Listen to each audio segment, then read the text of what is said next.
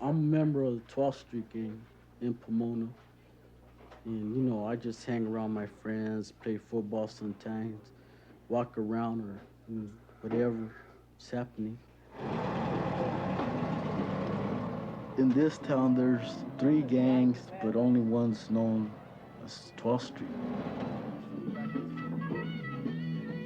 12th Street, goes back between the fathers before and the ones before that. Well, their sons now, they claim 12th Street because their fathers were from it or they grew up in it.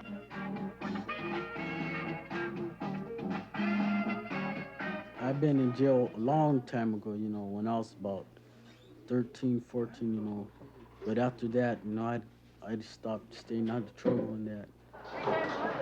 Tony's an old Sharkie. He knows about gangs. He knows what we're going through. He knows what it was before, it was worse or probably. I'm really the gang worker. I work with Tommy. Knowing most of his problems at home, his peer group pressure, his girlfriend who plays a heavily influence on him. He's thinking about quitting school. I put him here working as an artist.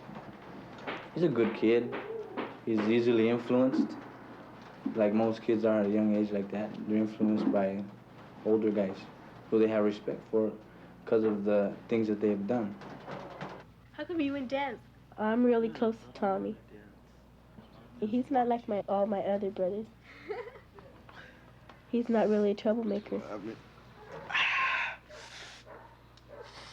12. He's the brother that I can count on a lot. How's it going, man? I don't see,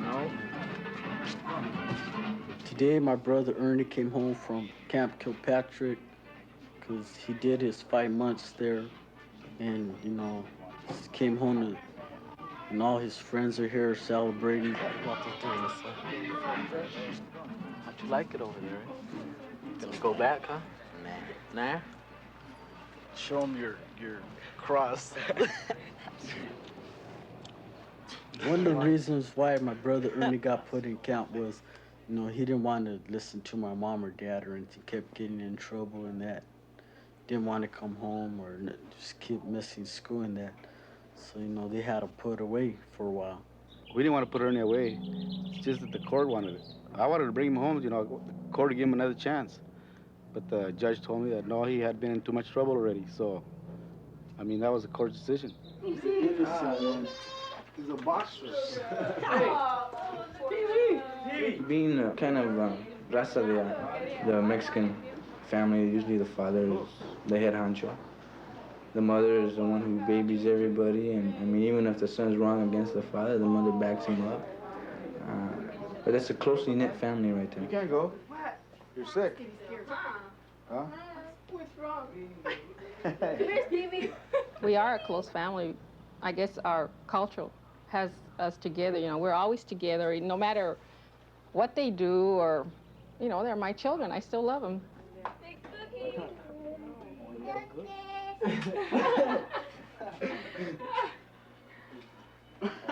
Right, good job. Camel. Get out of the corner. Lobo wants. Tommy, we've tried to keep him home more. He is still at the stage where we can keep him home, and he hasn't really wanted to hang around with the barrio over there, the guys.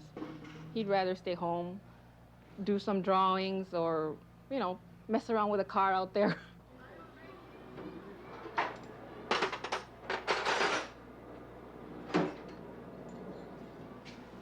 Well, if you hang around with your friends, get in a lot of trouble sometimes.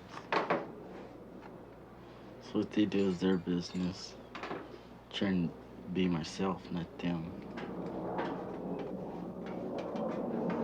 What they do out in the streets, I don't know. You see, because they're really respectful here at home, respectful, They're not a loud mouth or nothing with us. We tell them to do something, they'll do it. But when they take off from here, from the house, they go around the corner, man, they, they grow wings and all that. Yeah. Órale.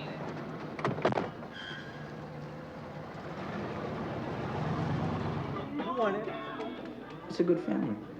Yet the boys, you know, they just have to do this traditional thing that normally to them or to any other 16, 17-year-old kid isn't wrong. You're not wrong till you get caught.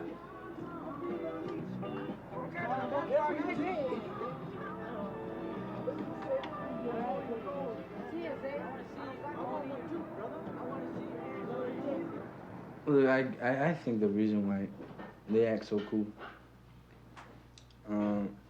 they act so mean to show people that, like, don't touch me or I'll kill you. And being that they get so violent at a certain time or place is to show that they are mean. I mean, most of them are not. If you get Tommy by himself or you get any other young kid like that by himself, and you talk to him, I mean, you can relate to him as a person. He has the same feelings you have. But with that pure group pressure, with his gang members, his security, and his girlfriend, all these different things hitting him, make him, you know, make him think funny. They just don't think right till they get to a certain age.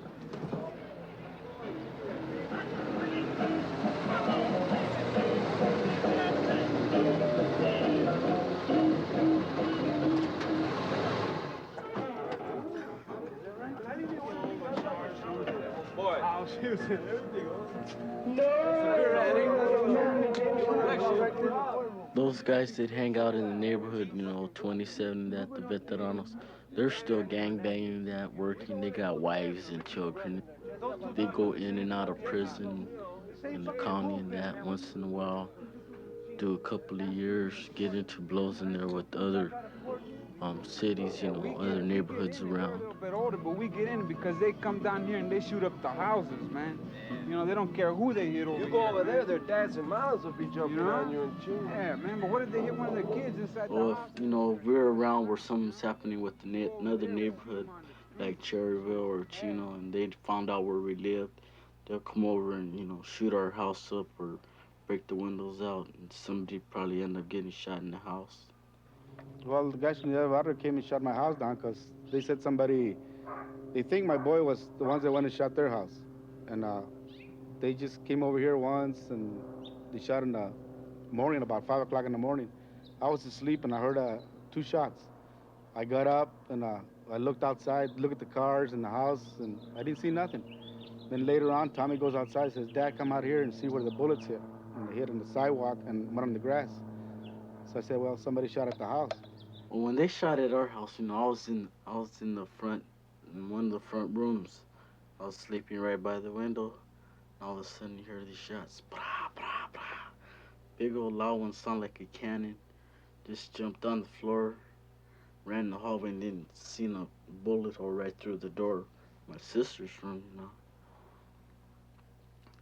Just kind of scared.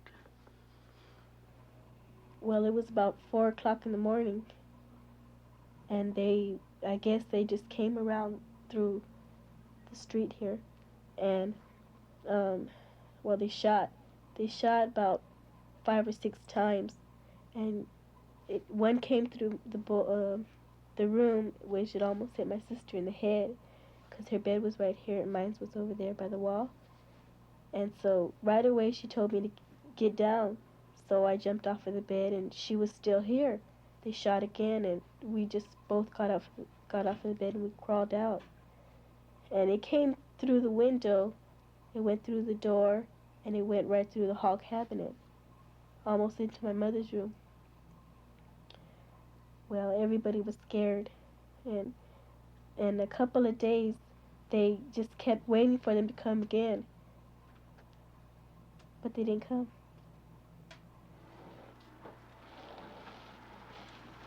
Our child want to stop. So I don't think Tommy wants to be like the brothers. Right. Little more back. For one thing, he just wants to have a car, you know, and be out there riding around and all that. Well, I just want my kids to grow up to be good workers and get married and have their own family, you know. Bring up their kids to be like, well, like they are, you know. I always worked. Since I was 14 years old, I've been working. Every day, ever since. And I tell my kids, how come you guys can't be like me? You know, work, come home, and have a couple of beers, and go to sleep. Go to work the next day. Stay out of trouble. That's all I tell them I want out of them. You know, get a good job and stay on it.